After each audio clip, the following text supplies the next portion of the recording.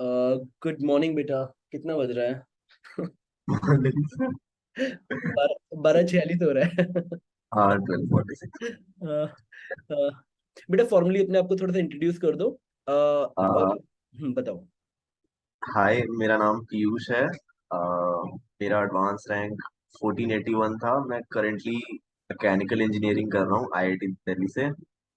और आज सर और मैं डिस्कस करने वाले हैं कुछ लास्ट 15 डेज की स्ट्रेटजी जी एडवांस 2023 के लिए। तो बेटा तुम्हारे तुम्हारे साथ में ऐसे बच्चे होंगे वहां पे जो काफी फोड़ू रैंक लाए होंगे। हाँ, कहाँ पे जा रहे हैं? तो किसी ने बोला है तुमसे उन्होंने लास्ट 15 डेज में किया गया था? और कोई सच बोलता है तो बताना। क्योंकि लास्ट 15 डेज तो काफी मतलब चिल रहता है एज सच। उसमें बहुत ज्यादा फिर लोड नहीं लेना होता है कि ये कर लेता हूँ वो कर लेता हूँ। बस चिल रहता है कि अच्छा ये पार्ट है, ये सिलेबस का पार्ट है, ऐसे क्वेश्चन शायद आ सकते हैं और ये मैं कर लूंगा या नहीं कर पाऊंगा बस। और इसके बारे में इतना इमोशनल भी नहीं होना होता है कि मैं ये कर लूंगा तो मार्क्स आ जाएंगे, ये नहीं करूंगा तो मार्क्स नहीं आएंगे।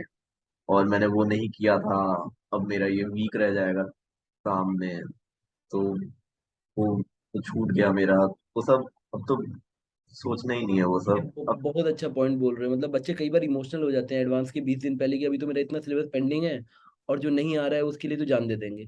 उनका हाँ, आखिरी दिन तक वही मिशन हो जाता है कि किसी तरह जो एक चैप्टर उनको नहीं समझ आ रहा है उसी पे जान लगा देना, कि वो स्ट्रेटेजिक रिवीजन नहीं करते हैं। आ, नहीं, मेरे को एंड तक कोनिक मेरा वीक रह गया।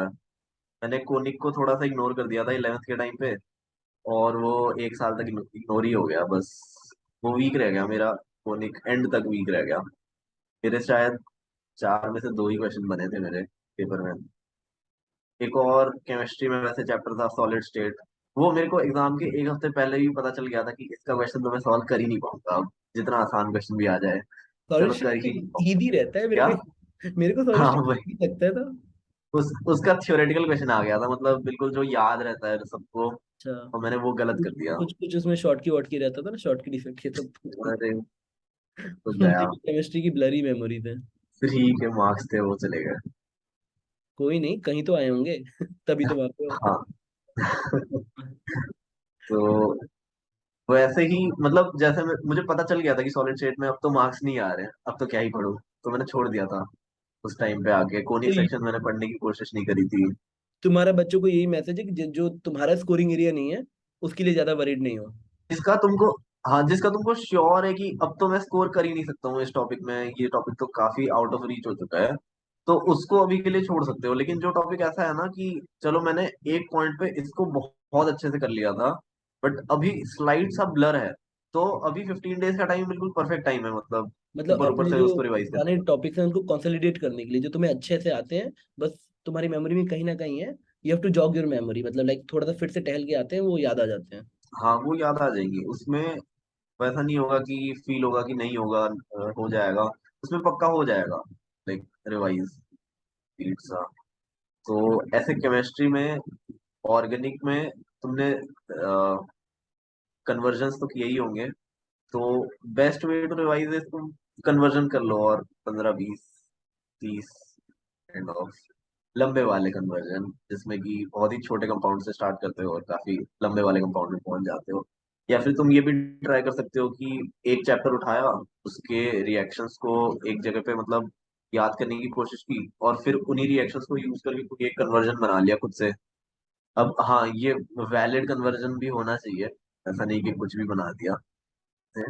तो वैसा ट्राई करो कि 3 4 चैप्टर ऐसे ऑर्गेनिक के, जैसे 12th का ऑर्गेनिक काफी बड़ा है, मतलब 12th में ही है बेसिकली ऑर्गेनिक, तो उसमें सारे चैप्टर्स को मिला जुला के कुछ कन्वर्जन बनाने की कोशिश करो, जैसे मैंने बना लिया था उस टाइम पे आके। मैंने बहुत ही लंबा सा कन्वर्जन बना लिया था, उसमें सारे रिएक्शन डाल दिए थे कुछ ना कुछ करके।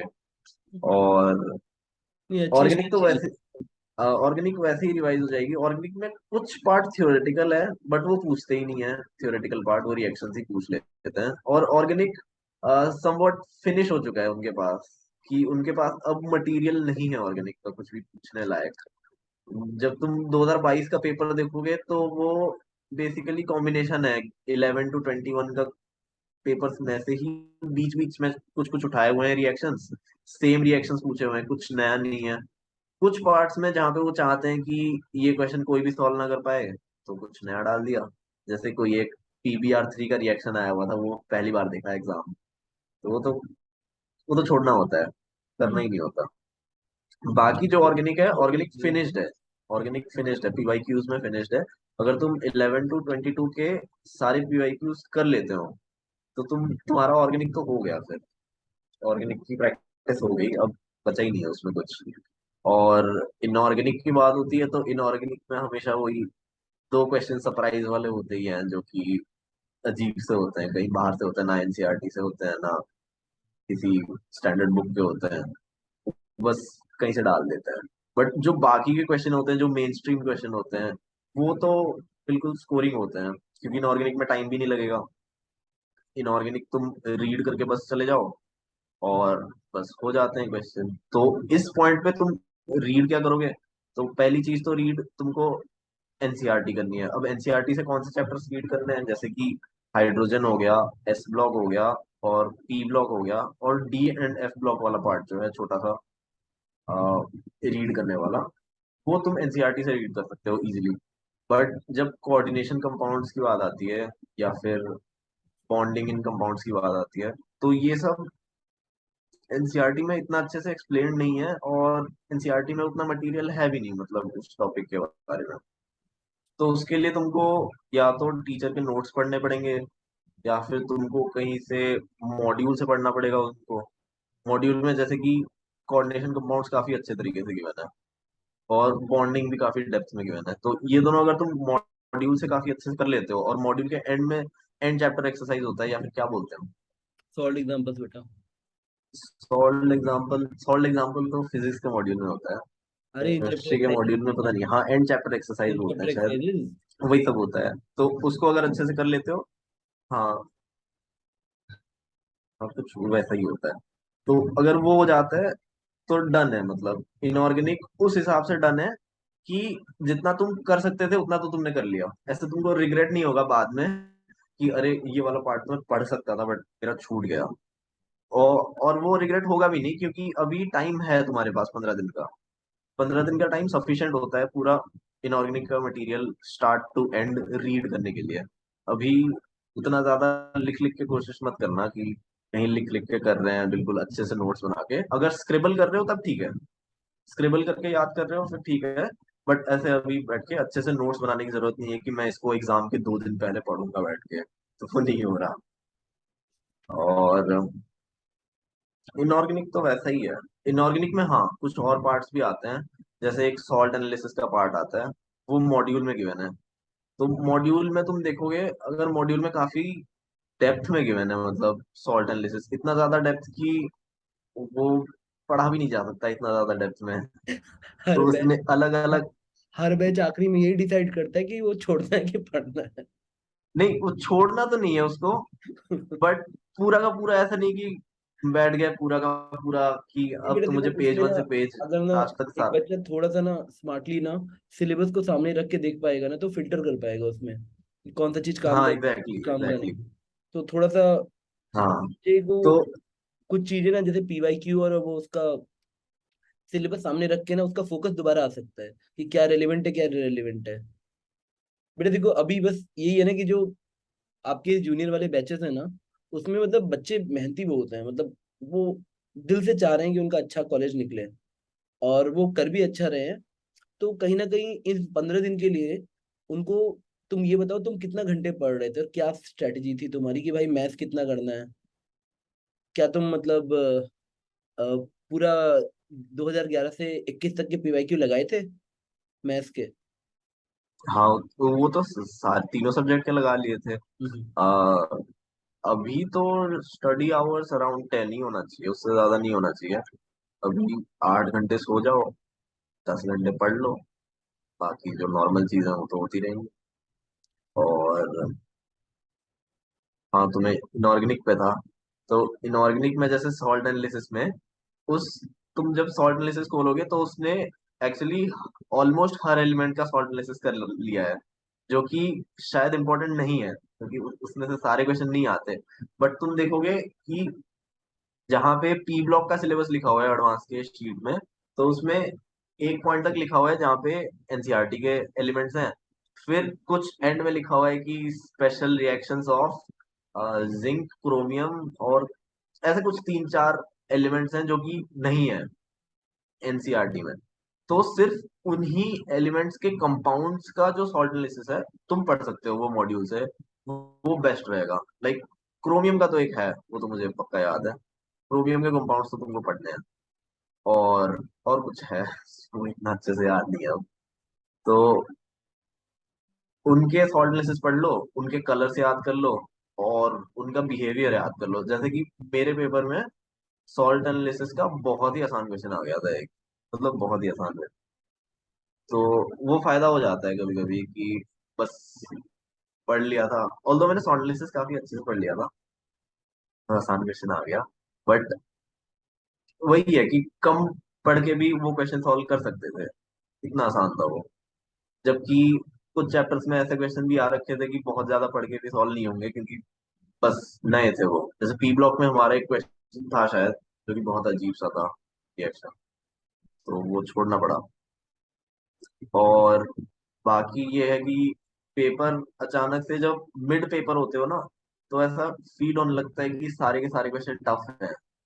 मतलब पेपर स्टार्ट होता है तो तुम फिजिक्स में ऐसे ऊपर नीचे कुछ देख रहे हो, केमिस्ट्री में कुछ ऊपर नीचे देख रहे हो, ऐसे देखते देखते एक इजी वाला दिख गया, वो सॉल्व कर लिया। फिर कुछ एक दो क्वेश्चन आगे पीछे कर लिए, एक इजी वाला दिख गया, वो सॉल्व कर लिया। ऐसे तीन चार क्वेश्चन करने के बाद 18 में से ऐसा लगता है कि अरे बाकी के तो सारे ही टफ हैं। तो वैसा भी नहीं होता केमिस्ट्री में, 12 क्वेश्चन तो स्कोरिंग होते ही है। लाइक 12 क्वेश्चन तो वैसे भी बन जाने चाहिए। तो 12 क्वेश्चन बनेंगे तब, मतलब जब हर क्वेश्चन में थोड़ा सा ऐसे एफर्ट डालोगे कि थोड़ा एक्स्ट्रा थिंक कर रहे हो हर क्वेश्चन में, कि ये वाला दिख तो रहा है अजीब बट शायद हो जाएगा। अरे बेटा तो वही ऑप्शन थे, अगर बच्चे थोड़ा सा ना कोरिलेट कर लें, बगल में उससे रिलेटेड इन्फॉर्मेशन लिख लें, फॉर्मूला वाइज सोच लें थोड़ा सा, तो कुछ चीजें उनको मतलब जो मतलब पार्शियल मार्किंग तो पक्का दिला देती हैं। तो हाँ, पार्शियल मार्किंग तो बिल्कुल उठाना है, पार्शियल मार्किंग उठाना है। अनलेस कि तुमको डाउट हो रहा है कि अच्छा ये ऑप्शन होगा नहीं होगा, इसमें से तो एक भी ऑप्शन में श्योर नहीं हूँ, तो अगर एक भी ऑप्शन में श्योर नहीं हो तो वैसा नहीं है कि पार्शियल मार्किंग का फायदा उठाना है, तब -2 का फायदा उठा लोगे। बेटा वही है, जिसको बस वो समझ आ गया ना, गुल्लक की तरह पैसे जमा करने रहते हैं एडवांस में, एक एक मार्क्स करके पार्शियल मार्किंग में, उसको फायदा होता है। बिल्कुल आपको नेगेटिव मार्किंग तो बेटा बेटा बेटा मतलब सिर्फ आईआईटी एक ऐसा पेपर है ना जो गैस करने वालों से दूर रहता है। आप गैस हम्म, करके आईआईटी नहीं जा सकते। आपको लॉजिकल ड्रिवन होके एडुकेटेड गैस ले सकते हो, बट आप तुक्के नहीं मार के जा सकते, अंधी नहीं मार सकते। वहां पे मन कर रहा है बी पार्ट है तो मार देते हैं।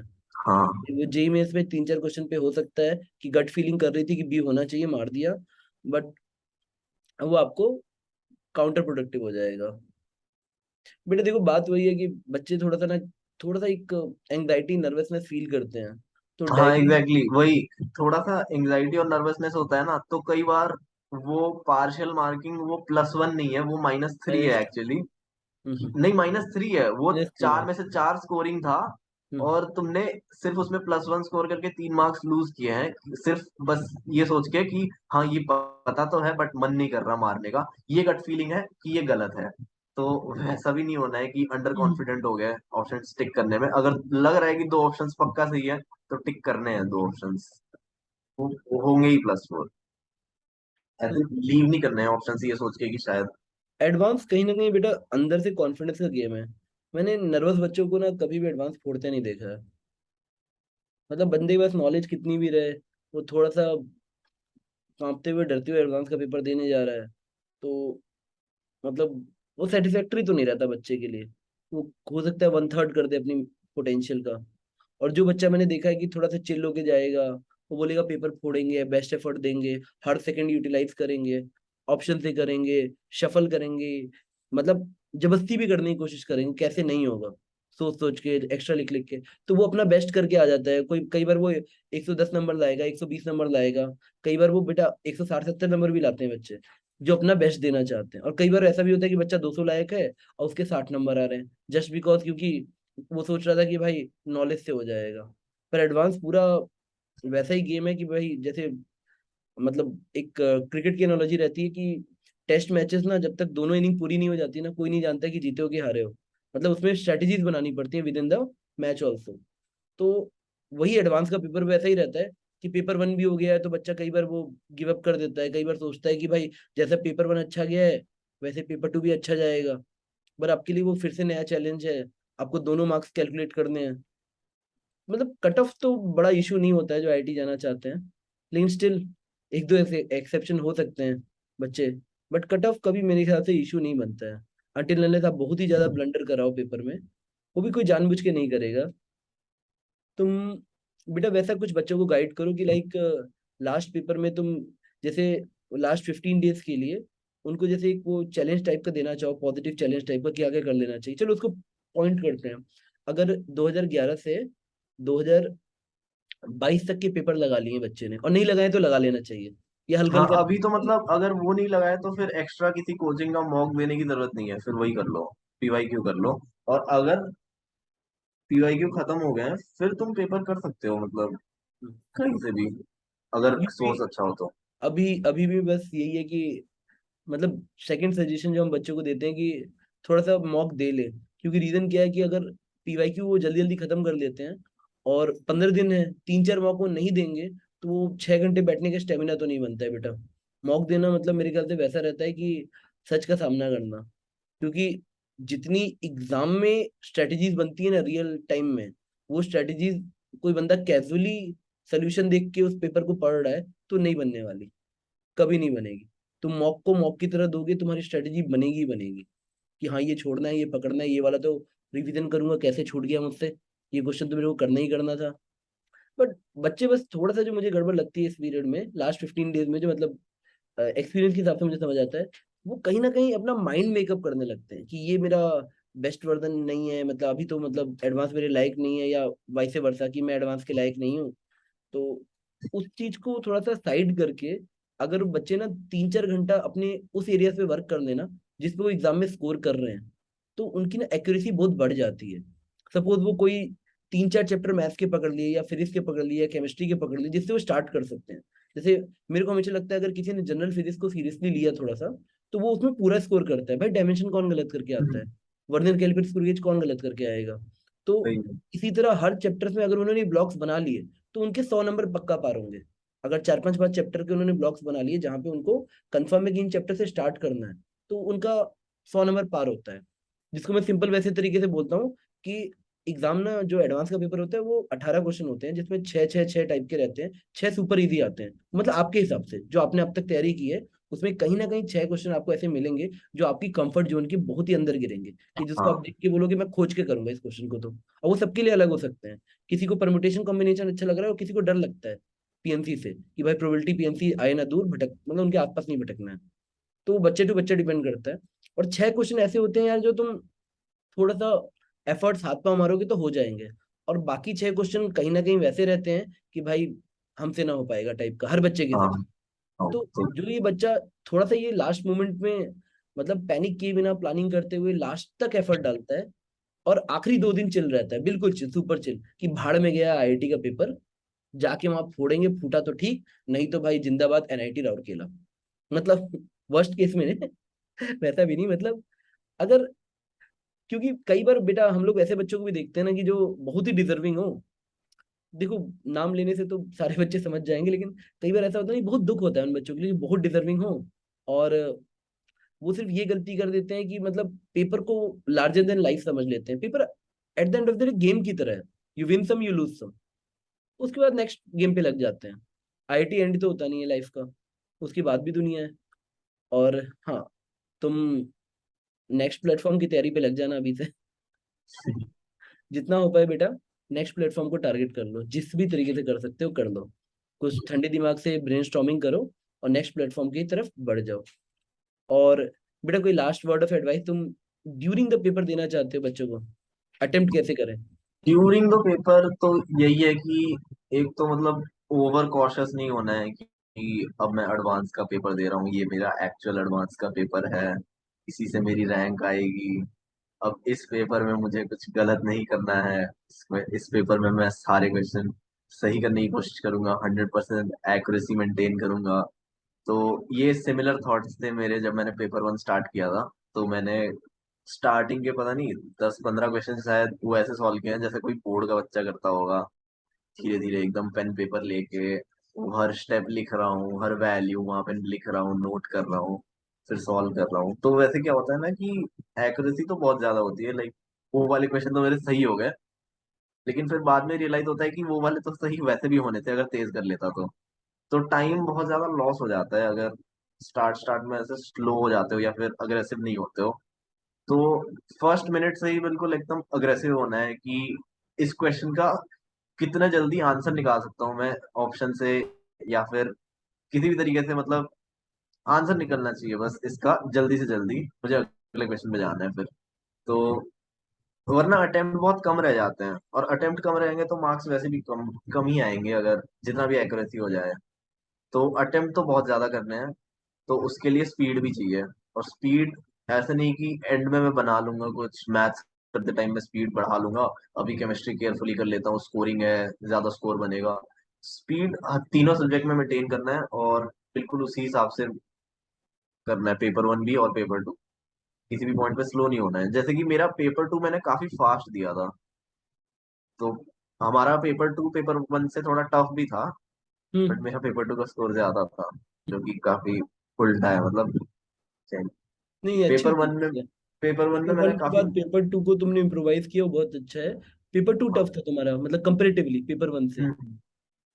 वो अच्छी चीज है बेटा, बहुत बच्चों ने पेपर टू में गड़बड़ कर दी थी वन के बाद, बट कि वन ठीक बट ठाक था। पेपर वन के बाद मेरे को रियलाइज हो गया था कि अब तो थोड़ा खराब हो गया है, स्लाइड सा तो खराब हो गया है कि अच्छा, तुम्हें टाइम ब्रेकअप याद है तुमने कितना दिया था केमिस्ट्री को, फिजिक्स को, मैथ्स को? एक्चुअल एडवांस में हमारा केमिस्ट्री का पेपर वन काफी टफ था। ओके। हमारा केमिस्ट्री का पेपर टू बहुत आसान था, और केमिस्ट्री के पेपर वन में शायद मेरे 1 घंटा लग गया था पूरा, जबकि मैंने 40 मिनट सोचा था, और करते करते 1 घंटा लग गया था पूरा का पूरा करते करते। तो उस टाइम पे थोड़ा पैनिक तो कर गया था, मतलब उस टाइम पे वही थॉट्स चल रहे थे कि क्या मैंने बहुत ही स्लो सॉल्व कर लिया है, क्या मैं ये जो लिख लिख के सॉल्व कर रहा हूँ ये एक्यूरेसी के चक्कर में मैंने टाइम वेस्ट कर लिया।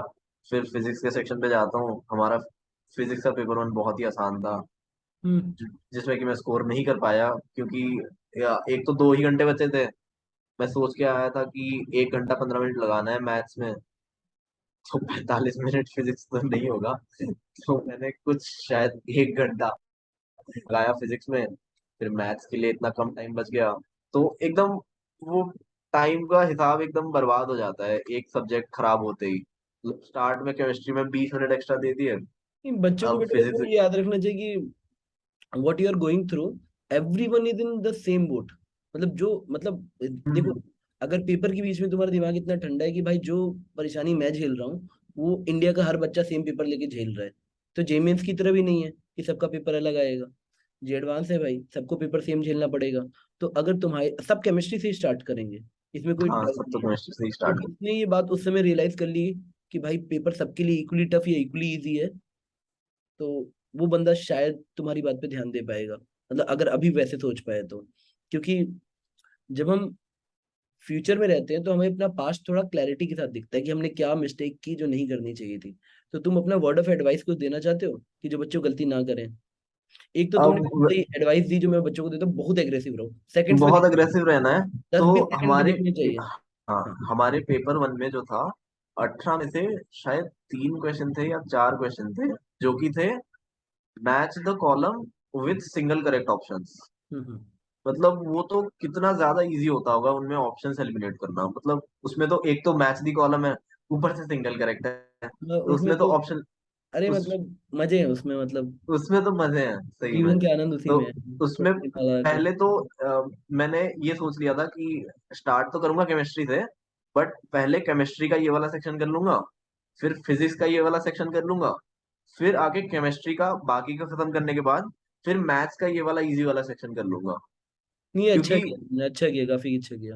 हाँ, एक मतलब ही केमिस्ट्री फंडा होना चाहिए, स्कोर मैक्सिमाइजेशन। हाँ बस, बस। और कोई फंडा नहीं लगता। एग्रेसिव नेचर, स्कोर मैक्सिमाइजेशन और कैलकुलेशन में शाई नहीं होते एडवांस के पेपर में, जम के करनी है।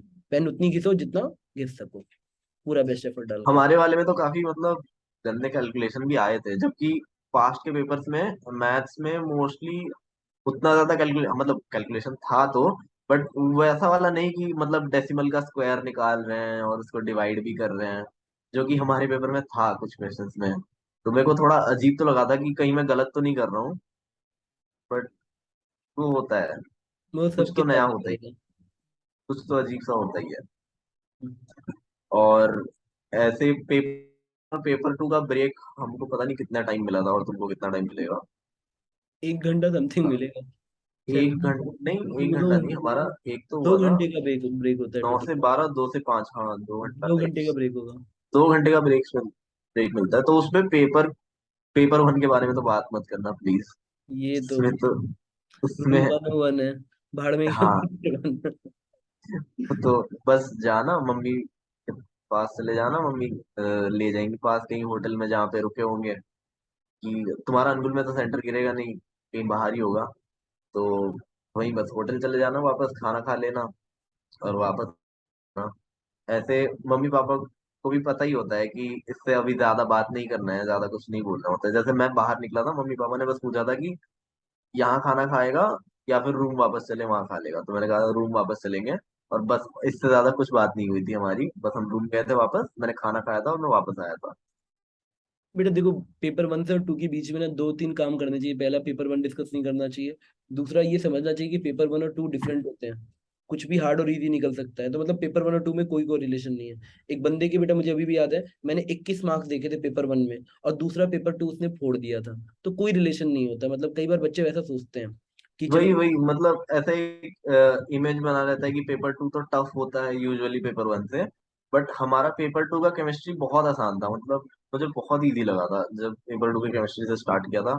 तो उस टाइम मेरा कॉन्फिडेंस काफी बूस्ट हो गया था कि इसमें तो बहुत स्कोर कर लूंगा मैं केमिस्ट्री में। और फिजिक्स हमारे पेपर टू का काफी अजीब था, मतलब उसमें स्कोर करना थोड़ा मुझे मुश्किल लगा। फिर बाद में जब आंसर की मैच किया, पेपर वन फिजिक्स और पेपर टू फिजिक्स के मार्क्स सेम आ अब गए, बेटा देखो, मैं यहाँ तो कहा मैं ये बायस कैसे हो हूँ, गया। मुझे फिजिक्स का पेपर इजी लगता है, पता नहीं क्यों हर बार। तो यहाँ नहीं मैं नहीं, biased पेपर हूँ। नहीं, पेपर वन मुझे पेपर के टाइम ही इजी लगा था, और पेपर टू एग्जाम के टाइम हार्ड लगा था, बट घर मार्क्स पे दोनों में आके। सेम आए, मुझे पता नहीं कैसे कैसे हाँ। दोनों में 27 27 आए हैं। और पेपर टू का तो 27 फिर भी ठीक है, मतलब चलेगा कि वो टफ था। पेपर वन में तो 40 स्कोरेबल था इजी, उसमें तो पता नहीं था। और और सेकंड चीज मैं बच्चों को बोलता हूँ कि हैवी बीच में कुछ खाए नहीं, मतलब बहुत ज्यादा हैवी नहीं खाएं। हाँ, मतलब हैवी मत खाना कुछ। फिश, मतलब हल्का सा, इवन थोड़ा सा वो जो बनाना या शुगर बेस्ड होता है ना, चॉकलेट एक दो खा लो, या हल्का सा 1-2 रोटी खा लो, मैंने मतलब तो मैंने तो दबा शायद के नहीं खाना बस। एक या दो पराठे और ड्राउजी दही फील खाया होता था है। उसके साथ। हाँ मतलब 1-2 चलेगा, मतलब वो 5-6 हाँ, पराठे वाले नाश्ते नहीं करने हैं कि एक वहाँ दो तो लाइट ही है। पेपर के बीच में वो मस्त मस्त खट्टी खट्टी डकार आ रही है, वैसा नहीं करना है। और बेटा खुश रहना है। मेरे को लगता है ना कि जो एडवांस को एंजॉय नहीं किया ना, उसने एडवांस की तैयारी के मजे नहीं लिए। लास्ट दिन तो इतना एंजॉय करना होता है कि जैसे खेलने जा रहे हो और ये पता है कि लास्ट मैच और सेंचुरी मारनी है। उस कॉन्फिडेंस से जाना होता है कि मुझे आज तो अच्छा खेलेंगे भाई, जो होगा मजे लेंगे पेपर की। हाँ, अगर वो पेपर टू के पहले ये वाली यादें तो आ रही थी कि वो 3 घंटे में मेरा जेई का जर्नी खत्म होने जा रहा है, हम्म, सब खत्म जो हो जाएगा, एक फिर बड़ा वैल्यू नहीं लंबा रहेगी। मैराथन है उसका, वो जो लास्ट फिनिशिंग लाइन होती है ना, उसको टच करने वाले से रोप बिल्कुल सामने है। और जो भी बेटा, मुझे इतना पता है कि अगर आपने ये जर्नी एंजॉय की है ना, तैयारी की, तो बच्चा जो डिजर्व करता है ना, उसको फ्यूचर उसको देता है पक्का, वन वे और अदर। मैंने एनआईटी से भी बच्चों को बहुत अच्छा करते देखा है, अगर उन्होंने 2 साल तैयारी अच्छे से की है तो आई एम वेरी कॉन्फिडेंट कि अगर बच्चे ये बात समझे ना कि तैयारी करना is more important then final outcome क्या आएगा, तो शायद वो ये 15 दिन को ना बहुत जम के जिएंगे। कि लाइक ये 15 डेज हैं, और कितने फॉर्चुनेट लोग होते हैं जो एडवांस का पेपर देते ही हैं। खुद सोचो ना, सारे बच्चे तो नहीं निकालते हैं। तो जब लाइफ में एक ही बार मौका मिल रहा है तो ढंग से खेलते हैं। क्या हो बेटा? चार जगह। अच्छा।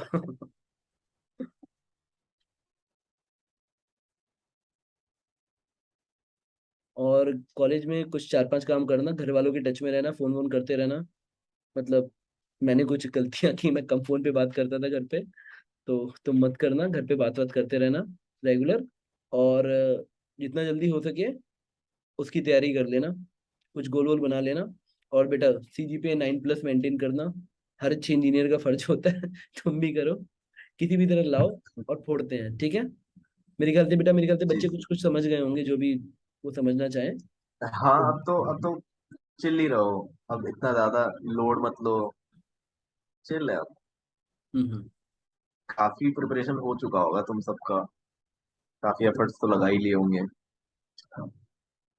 कर लोगे अच्छा फिर। और तुम थोड़ा कॉलेज भी एंजॉय करना बेटा, पढ़ते मत रहना, ठीक है। जी सर। कॉलेज लाइफ एक ही बार मिलती है, जम के मजे लेना जिंदगी के, ठीक है। और जम के जी पढ़ाई करना, और एक सेम तो टॉप करना ही है, थर्ड वाला करना, ठीक है। हाँ, थर्ड वाला, थर्ड थर्ड वाला। वाला टॉप करो। इस वाले में तो नहीं हो रहा। ठीक है, मैं बच्चों को ऑल द बेस्ट कहता हूँ, तुम भी एक बार ऑल द बेस्ट बोल दो, फिर मैं रिकॉर्डिंग बंद करता हूँ, हम लोग बात करते हैं। जी सर।